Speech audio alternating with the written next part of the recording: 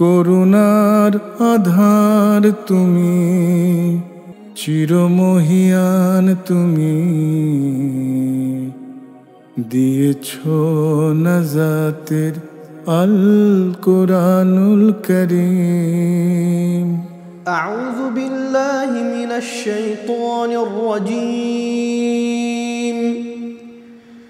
বিসমিল্লাহির রহমানির রহিম।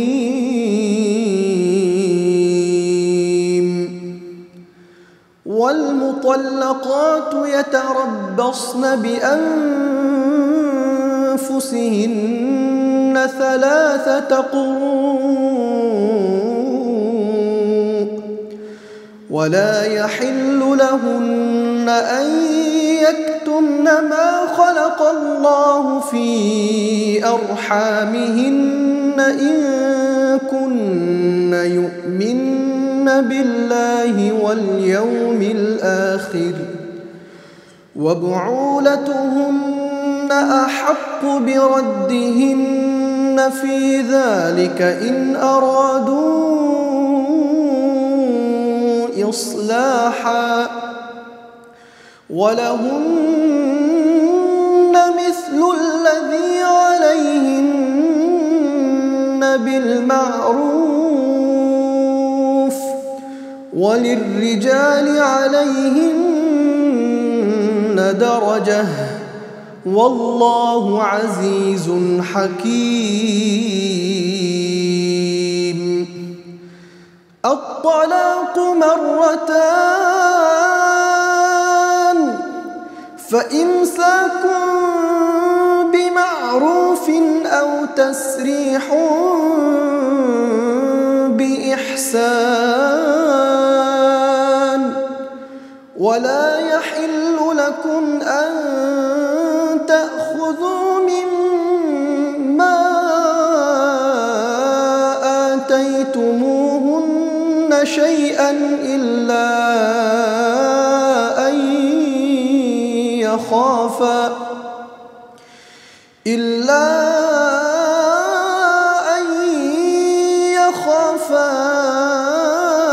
ألا يقيما حدود الله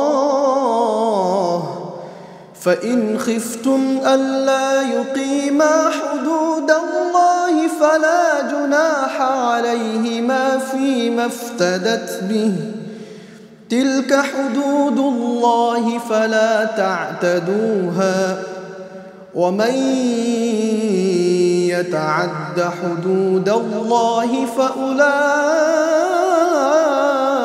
فأولئك هم الظالمون.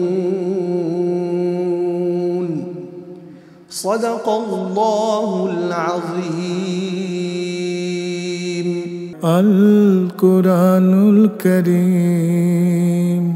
আসসালামু আলাইকুম ওয়া রাহমাতুল্লাহি ওয়া বারাকাতুহু। আলহামদুলিল্লাহ ওয়াসসালাতু ওয়াসসালামু আলা রাসূলিল্লাহ ওয়া আলা আলিহি ওয়া আসহাবিহি ওয়া মান ওয়ালা। সুপ্রিয় দর্শক, আমরা সূরাতুল বাকারার 228 ও 229 নম্বর আয়াতের তেলাওয়াত শুনেছি। এখন আমরা এই তেলাওয়াতকৃত আয়াতসমূহের আপনাদের সামনে প্রথমে অর্থানুবাদ করব, তারপরে আমরা এই আয়াতগুলোর সংক্ষিপ্ত তাফসীর আপনাদেরকে পড়ে শোনাব। এরপর ইনশাআল্লাহ তাআলা এই আয়াতগুলো থেকে মৌলিক যে শিক্ষা রয়েছে আমাদের জন্য আমরা চেষ্টা করব আপনাদের সামনে তুলে ধরার ইনশাআল্লাহ তাআলা। সুপ্রিয় দর্শক, আল্লাহ রাব্বুল আলামিন কোরআন কারীমের সূরা আল বাকারার এই 228 নম্বরের মধ্যে ইরশাদ করেন, ওয়াল মুতাল্লাকাতু ইয়াতারাব্বাসনা বিআনফুসিহিন্না সালাসাতা কুরু।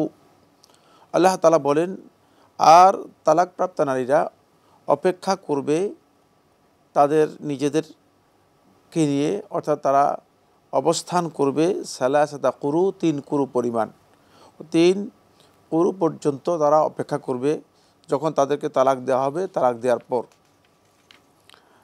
এরপর আল্লাহ তাআলা বলেন, ওয়ালা ইয়াহিল্লু লাহুন্না আন ইয়াকতুমনা মা খালাকাল্লাহু ফি আরহামিহিন। আর তারা তাদের রাহিমে আল্লাহ রাব্বুল আলামিন যা সৃষ্টি করেছেন তাদের জন্য বৈধ নয়, তারা তা গোপন করবে। ইন কুন্না ইউমিন্না বিল্লাহি ওয়াল ইয়াউমিল আখির, যদি তারা আল্লাহর প্রতি ঈমান আনে এবং আখিরাতের প্রতি ঈমান আনে। ওয়া বুউলাতুহুন্না আহাক্কু বিরাদ্দিহিন্না ফি যালিকা ইন আরাদু ইসলাহা। আল্লাহ তাআলা বলেন, তাদের স্বামীগণ অধিক হকদার তাদেরকে আবার ফিরিয়ে আনতে, এই ক্ষেত্রে যদি তারা পরস্পরের সংশোধনের ইচ্ছা পোষণ করে। ওয়ালাহুন্না মিসলুল্লাযী আলাইহিন্না বিল মা'রুফ, আর নারীদের জন্য রয়েছে ওই পরিমাণ অধিকার যেই পরিমাণ অধিকার পুরুষদের তাদের উপর রয়েছে, বিল মা'রুফ ন্যায়সঙ্গতভাবে। ওয়ালির রিজালি আলাইহিন্না দরাজাহ, আর পুরুষদের জন্য রয়েছে নারীদের উপর দরাজাহ একটি মর্যাদা। ওয়াল্লাহু আজিজুন হাকিম, আর আল্লাহ তাআলা পরাক্রমশালী ও প্রজ্ঞাময়।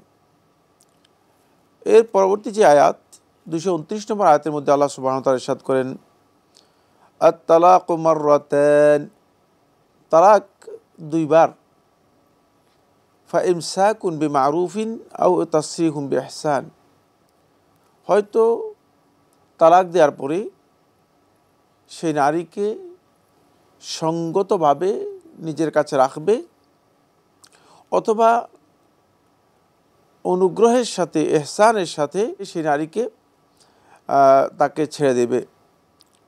ওয়ালা ইয়াহিল্লু লাকুম আন তা'খুযু মিম্মা আতাইতুমুহুন্না শাইআ, আর তোমাদের জন্য কোনোভাবে বৈধ নয় যে তোমরা তাদেরকে যা কিছু দিয়েছো, অর্থাৎ যে মোহর তোমরা তাদেরকে দিয়েছো সেখান থেকে, অথবা যেই উপঢৌকন তাদেরকে দিয়েছো সেখান থেকে তোমরা কোনো কিছু তাদের কাছ থেকে গ্রহণ করবে।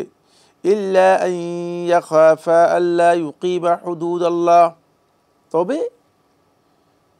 যদি এমন হয় যে স্বামী এবং স্ত্রী তারা ভয় করে, আশঙ্কা করে যে আল্লাহ তাআলার যে সীমারেখা রয়েছে, আল্লাহ রাব্বুল আলামিন যে হুদুদ নির্ধারণ করে দিয়েছেন তা তারা মেনে চলতে বা সেটা প্রতিষ্ঠা করতে তারা পারবে না, তাহলে ভিন্ন কথা। ফাইন খিফতুম আল্লা ইউকিমা হুদুদাল্লাহি ফালা জুনাহা আলাইহিমা ফিমা ইফতাদাত বিহি, যদি তোমরা এই আশঙ্কা করো, এই ভয় করো যে তোমরা স্বামী স্ত্রী আল্লাহ তাআলার বিধান যথাযথভাবে পালন করতে পারবে না, তাহলে তোমাদের উভয়ের উপর কোনো গুনাহ নেই, কোনো অপরাধ নেই, অন্যায় নেই। ফিমা ইফতাদাত বিহি, যদি স্ত্রী কোনো কিছু স্বামীকে স্ত্রী ফিদিয়া হিসেবে, বিনিময় হিসেবে স্ত্রী দান দিয়ে সেখান থেকে নিজেকে অব্যাহতি নিয়ে নেয়, অর্থাৎ স্ত্রী স্বামী থেকে খোলা বা স্বামী থেকে নিজেকে আলাদা করে নেয়।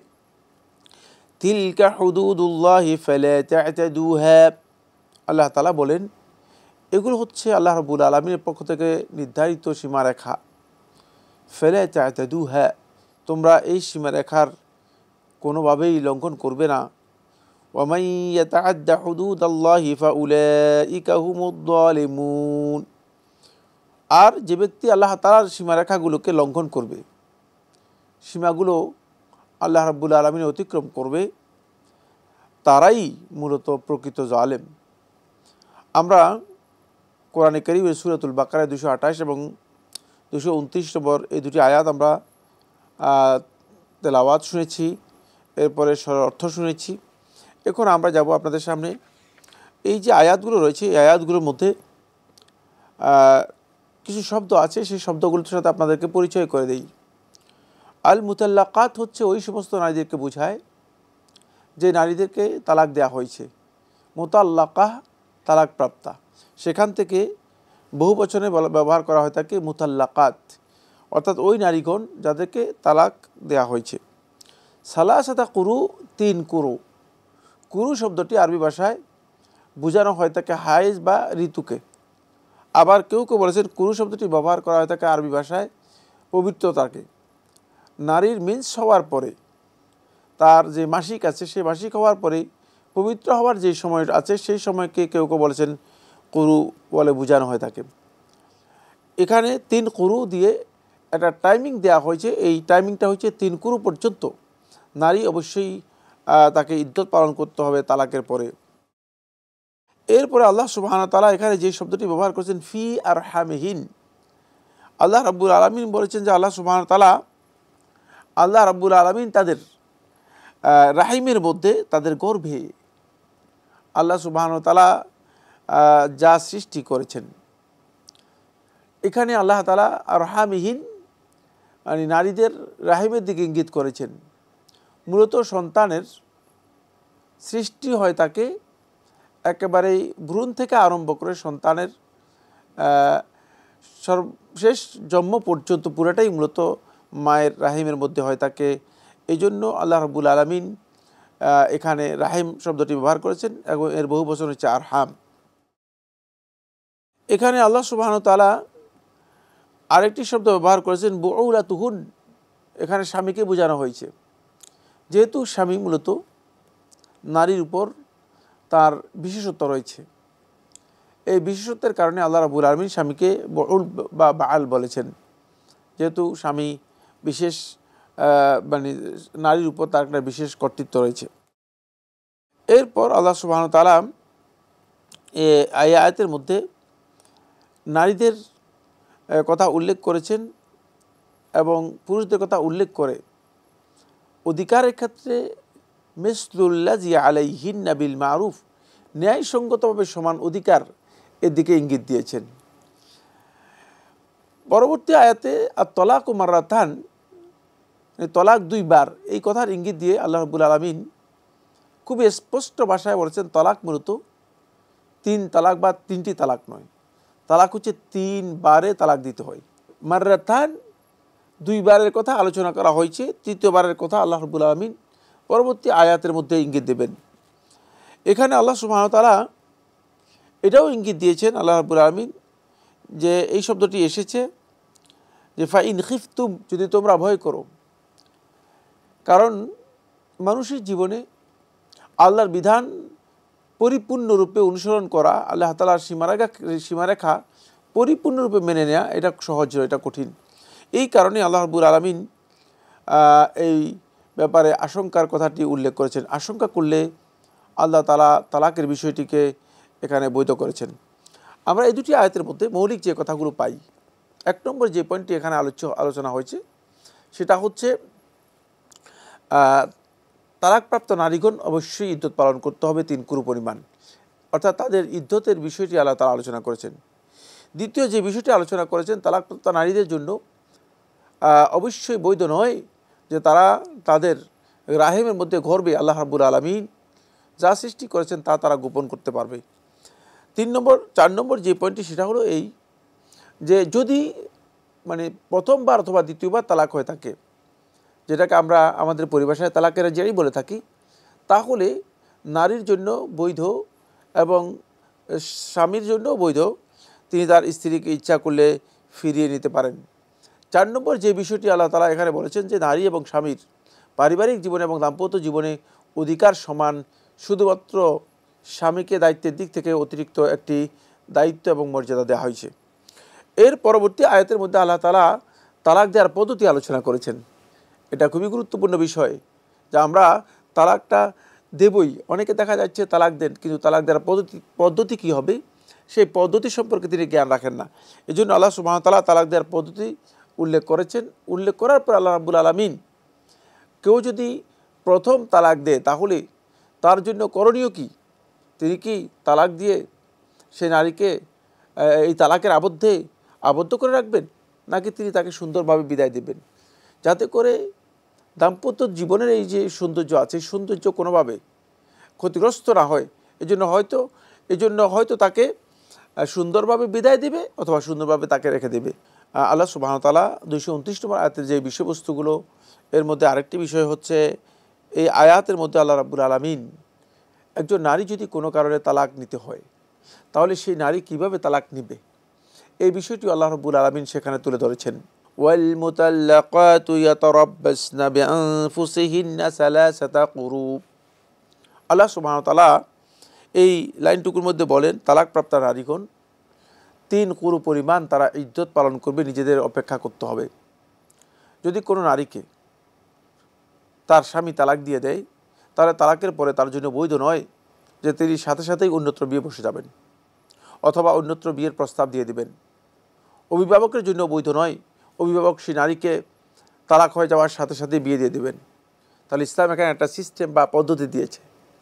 এই পদ্ধতিটা অত্যন্ত গুরুত্বপূর্ণ পদ্ধতি। সেটা হচ্ছে এই, যেহেতু একজন পুরুষের সাথে তার একটা দাম্পত্য জীবন ছিল, একজন পুরুষের সাথে তার একটা শারীরিক সম্পর্ক ছিল, এই শারীরিক সম্পর্কের পরে অন্য একজন পুরুষের জন্য তার বৈধ হওয়ার জন্য তা এই দুইয়ের মাঝে একটি সময় আল্লাহ রাব্বুল আলামিন দিয়েছেন। সেই সময় হচ্ছে তাকে অবশ্যই 3 কুরু পরিমাণ এই সময় ইদ্যত পালন করতে হবে। 3 কুরু কাকে বলা হয় তাকে, এ নিয়ে আলেমদের মধ্যে দ্বিমত আছে। এর মধ্যে হানাফি স্কুল অফ থটের ওলামায়ে কেরাম এবং হাম্বলি মাযহাবের একদল আলেম বলেছেন 3 কুরু বলতে বোঝানো হয়েছে 3 হাইজকে, অর্থাৎ 3 মাসিককে বোঝানো হয়েছে। যে মাসিক নারীদের নিয়মিত হয়ে থাকে সেই 3 মাসিক বা 3টা পিরিয়ডকে বোঝানো হয়েছে। সেই পিরিয়ডকে তিনি অবশ্যই 3 পিরিয়ড পর্যন্ত অপেক্ষা করবেন। আবার শাফি ওলামায়ে কেরাম সহ মালিকি মাযহাবের একদল আলেম, হাম্বলি মাযহাবের একদল আলেম বলেছে যে না, এখানে 3 কুরু বলতে বোঝানো হয়েছে 3 তোহরকে, মানে 3টি পবিত্র সময়কে। যে সময় পবিত্র হবে সেই পবিত্র সময়টাকে এখানে বোঝানো হয়েছে। কিন্তু আমরা যদি বিশ্লেষণ করি, বিশ্লেষণ এটা স্পষ্ট, সেটা হচ্ছে এই, যেহেতু তালাক দিতে হবে, এই অবস্থায় ওই তুহুরের মধ্যে সুন্নাহ হচ্ছে তালাক দেয়া ওই পবিত্র অবস্থায়, ওই তুহুরের মধ্যে, যে তুহুরের মধ্যে নারীর সাথে অথবা স্ত্রীর সাথে শারীরিক কোনো সম্পর্ক হয়নি। যদি তুহুরের মধ্যে তালাক দিতে হয় তাহলে তালাক দেওয়ার পরে যেই সময়টুকু আসে প্রথমেই আসে হাইজ, অর্থাৎ মাসিক। তো মাসিক যদি আসে তাহলে মাসিককেই সে পিরিয়ড হিসেবে কী করতে পারবে, মাসিককেই সে নির্দিষ্ট সময় হিসেবে গণনা করবে। সুতরাং এখানে বিশুদ্ধ বক্তব্য হচ্ছে 3 মাসিক তিনি অপেক্ষা করবেন। এই 3 মাসিক অপেক্ষা করা তার জন্য অপরিহার্য, অন্যথায় তিনি এই অবস্থায় যদি বিয়ে বসেন তাহলে তার বিয়ে বৈধ হবে না। যে সমস্ত নারীদের মাসিক নেই, অন্য আয়াতের মধ্যে আল্লাহ তাআলা সে বিষয়টি বলেছেন, তাদের হুকুম কী হবে, তারা 3 মাস গণনা করবে। আসুন, এর পরবর্তী যে আয়াতটি সেটা হচ্ছে, পরবর্তী বক্তব্যটি সেটা হলো এই, ইমানদার নর এবং নারীর জন্য ইসলাম যে বিধান দিয়েছে সে বিধান হচ্ছে এই, নারীদেরকে খেয়াল রাখতে হবে যে আল্লাহ সুবহানাহু ওয়া তাআলা তাদের গর্ভের মধ্যে, গর্ভাশয়ে আল্লাহ রাব্বুল আলামিন যদি কোনো কারণে সন্তান দিয়ে দেন সেটাকে তিনি গোপন করতে পারবেন না। তালাক হয়ে যাওয়ার পরে নারীর জন্য বৈধ নয় যে তিনি গর্ভাবস্থায় আছেন অথচ তিনি সেটা গোপন করেছেন। তার কারণ হচ্ছে, কারণ গর্ভের একটা লং ডিউরেশান, মানে সেটা প্রায় 9 মাস হয় অথবা 10 মাস পর্যন্ত এক্সিট করে। সুতরাং যদি তিনি 3 কুরু এর পরে বিয়ে হয়ে যায় অন্যত্র, তাহলে তিনি সন্তান নিয়ে অন্যত্র চলে গেলেন, অথচ এই সন্তান যেখানে গিয়েছেন অথবা যেখানে বিয়ে হয়েছে তার সন্তান নয়, এই সন্তান আগের স্বামীর সন্তান। এই জন্য যদি সন্তান তার থাকে তাহলে ওই নারী সন্তান গর্ভবতী অবস্থায় তার বিধান ভিন্ন। এই কারণেই আল্লাহ সুবহানাহু ওয়া তাআলা ঈমানের শর্ত করে স্পষ্ট করে বলেছেন যে নারীর জন্য কোনো অবস্থায় বৈধ নয় যে নারী কি করবে, এটাকে গোপন করবে। তারপর আল্লাহ সুবহানাহু ওয়া তাআলা কোরআনে কারীমের নারীকে আল্লাহ রাব্বুল আলামিন ফিরিয়ে আনার, তালাকের পরে ফিরিয়ে আনার একটা সিস্টেম আছে, এটাকে রাজা বলা হয়ে থাকে। ফিরিয়ে আনার বৈধতা আছে। আপনি 1 তালাকের পরেও ইচ্ছা করলে ফিরিয়ে আনতে পারেন, 2 তালাকের পরেও আপনি ইচ্ছা করলে ফিরিয়ে আনতে পারেন। তবে সেটা ইচ্ছা করবে আপনি যদি ইন আরাদা ইসলাহান, যদি স্বামী অথবা স্বামী স্ত্রী দুজনেই পরস্পরের মধ্যে সমঝোতার, পরস্পরের মধ্যে সংশোধনের ইচ্ছা পোষণ করে থাকে। অনেকে ফিরিয়ে আনে কিন্তু আসলে উদ্দেশ্য ফিরে আনার ইসলাহ থাকে না, শুধুমাত্র কোনো না কোনো স্বার্থের জন্য ফিরে আনে, পরবর্তীতে সেটা আবার দাম্পত্য জীবনে একটা কলহে পরিণত হয়। এই কারণে আল্লাহ সুবহানাহু ওয়া তাআলা এখানে ইসলাহের কথা বলেছেন। যদি আমরা নারীদেরকে ফিরে আনি তাহলে আমাদের দায়িত্ব হবে ইসলাহের বিষয়টি। এর পরবর্তী আয়াত যেটি, সে আয়াতের মধ্যে আল্লাহ তাআলা বলেছেন তালাকের পদ্ধতি। সুপ্রিয় দর্শক, ভালো করে জেনে রাখুন, যারা তালাক দিবেন, তালাক একসাথে 1, 2, 3 তালাক দিলাম, যে তোমাকে একসাথে 3 তালাক দিলাম, তোমাকে 10 তালাক দিয়ে দিলাম, তোমাকে 100 তালাক দিয়ে দিলাম, তোমাকে 1, 2, 3 সব তালাক দিয়ে দিলাম, এটি তালাক দেওয়ার পদ্ধতি নয়। তালাক দেওয়ার পদ্ধতি হচ্ছে এক তালাক প্রথমে দিবেন, এক তালাক দেওয়ার পরে অবশ্যই আপনাকে অপেক্ষা করতে হবে এক তুহুর পরিমাণ সময়, অর্থাৎ একটি হাইজ এর সময় অতিক্রম করার পর আরেকটি তুহুর পবিত্রতা আসা পর্যন্ত নারীর দুটি অবস্থা, একটা হয়তো মাসিক হবে অথবা পবিত্র হবে। যেই সময়টুকু সে মাসিক হয় না সেটাকে তুহুর বলা হয়, আর যেই সময়ে হাইজ হয়ে থাকে মানে পিরিয়ড হয়ে থাকে, যখন রক্তস্রাব অথবা মানে হাইজ হয়ে থাকে সেটাকে ঋতু বা হাইজ বলা হয়ে থাকে, মিন্স যেটাকে বলা হয়ে থাকে, ওই সময়টা হচ্ছে হাইজ। এই দুটি অবস্থার মধ্যে আপনি নারীকে যখন তালাক দেবেন আপনাকে অবশ্যই খেয়াল রাখতে হবে যে আপনি এক তুহুর পরিমাণ আপনাকে অবশ্যই অপেক্ষা করতে হবে। তারপরে যদি আপনি দেখেন যে আপনি যা চাচ্ছিলেন সেখানে কোনো না কোনো পরিবর্তন আসেনি, সংশোধন আসেনি, তাহলে আপনি আরেকটি তালাক দিতে পারবেন। কিন্তু একসাথে 3 তালাক দেয়া এটি আল্লাহর বিধানের পরিপন্থী, এবং একসাথে 3 তালাক দেয়া এটি শুধু আল্লাহর বিধানের পরিপন্থী তা নয়, বরং এটি হচ্ছে বেদাত। রাসূলুল্লাহ সাল্লাল্লাহু আলাইহি ওয়াসাল্লাম বেদাত সম্পর্কে স্পষ্ট করে হাদিসের মধ্যে বলেছেন যে কুল্লু বেদাতিন দালালা, এটি বিভ্রান্তির কারণ। আল্লাহ রাসূল সাল্লাল্লাহু আলাইহি ওয়াসাল্লাম হাদিসের মধ্যে বলেছেন মান আহদাসা ফি আমরিনা হাযা মা লাইসা মিনহু ফাহুয়া রাদ, বেদাত মূলত প্রত্যাখ্যাত। ফলে এই যে তরিকা আমরা অনুসরণ করে থাকি, যেমন আমাদের সমাজে অনেকেই একসাথে 3 তালাক দিয়ে থাকেন, এটি তালাক দেওয়ার পদ্ধতি নয়। কোরআনে কারীমের 229 নম্বর আয়াতকে সামনে রেখে আপনারা এটি স্পষ্ট বুঝবেন যে তালাক দেওয়ার পদ্ধতি হচ্ছে ইসলামে আমাদেরকে 3 তালাক একসাথে দেওয়ার কোনো বিধান দেওয়া হয়নি, বরং 3 বারে তালাক দিতে বলা হয়েছে। 3 বার আর 3 তালাক কি এক কথা? এটা আমাদেরকে বুঝতে হবে। এরপরে শেষ আমি যে কথাটি বলবো সেটা হচ্ছে আল্লাহ রাব্বুল আলামিন এটা আমাদেরকে আল্লাহ সুবহানাহু ওয়া তাআলা একটা সীমারেখা দিয়ে দিয়েছেন। স্বামী স্ত্রীর বন্ধন এটি হচ্ছে দাম্পত্য জীবনের জন্য অত্যন্ত গুরুত্বপূর্ণ বন্ধন। এখান থেকে মৌলিক শিক্ষা আমরা এই দুটি আয়াত থেকে যেটা আমরা নেই সেটা হচ্ছে এই বন্ধন থেকে যদি কেউ বের হতে হয় তাহলে একটা সিস্টেম আল্লাহ তাআলা দিয়েছেন, সেই সিস্টেম অনুসরণ করে বের হতে হবে। সেটা হচ্ছে ইদ্যত পালনের মাধ্যমে, তাহলে ইদ্যত পালন করা ফরজ। 2 নম্বর হচ্ছে যদি কোনো স্ত্রী তিনি গর্ভাবস্থায় থাকেন তাহলে তিনি সেটা গোপন করা তার জন্য হারাম। 3 নম্বর হচ্ছে অবশ্যই স্বামী যদি সংশোধনের মনোমানসিকতা রাখেন তাহলে তিনি স্ত্রীকে ফিরিয়ে আনবেন, এটা তার জন্য উত্তম। 4 নম্বর যে বিষয়টি গুরুত্বপূর্ণ সেটা হচ্ছে যে স্বামী স্ত্রী অধিকারের ক্ষেত্রে দাম্পত্য জীবনের পারিবারিক জীবনের আল্লাহ সুবহানাহু ওয়া তাআলা সমান অধিকার দিয়েছেন, শুধুমাত্র স্বামীকে আল্লাহ রাব্বুল আলামিন অতিরিক্ত একটি মর্যাদা দিয়েছেন। 4 নম্বর যে পয়েন্টটি সেটা হলো তালাক দেওয়ার পদ্ধতি হচ্ছে তালাক 3 বারে দিতে হয়, একসাথে 3 তালাক দেওয়া ইসলামী পদ্ধতি নয়। এরপরে যে পয়েন্টটি আল্লাহ সুবহানাহু ওয়া তাআলা এই আয়াতের মধ্যে উল্লেখ করেছে সেটা হচ্ছে স্বামী স্ত্রী যদি তাদের মধ্যে পরস্পর সমঝোতা না হয় এবং পরস্পরের মধ্যে আশঙ্কা থেকে যায় যে আল্লাহর বিধান তারা যেভাবে পালন করতে পারবে না, সেই ক্ষেত্রে তাদের জন্য বৈধ নয় যে তারা পরস্পরকে যে হাদিয়া দিয়েছে, উপটোকন দিয়েছে, সেটা আবার তাদের কাছ থেকে ফিরিয়ে নেবে। এটা উচিত নয়, এটা আল্লাহ তাআলা অপছন্দ করেছেন। এরপর যে বিষয়টি আমাদের জন্য শিক্ষণীয় বিষয় সেটা হচ্ছে আল্লাহ সুবহানাহু ওয়া তাআলা এই বিষয়গুলোকে আল্লাহ রাব্বুল আলামিন অনুমোদন দিয়ে এটাকে একটা সীমারেখা দিয়ে দিয়েছেন। সেক্ষেত্রে স্ত্রী যদি মনে করেন যে তিনি কোনো বিনিময় দিয়ে হলেও মানে এই স্বামী থেকে তিনি আলাদা হয়ে যাবেন, এটা স্ত্রীর জন্য বৈধ। এজন্য ইসলাম যদিও স্ত্রীকে তালাকের অধিকার দেয়নি, কিন্তু স্ত্রী ইচ্ছা করলে তিনি খুলআর মাধ্যমে স্বামী থেকে বিচ্ছিন্ন বা আলাদা হতে পারবেন, সেই অনুমোদন দিয়েছে।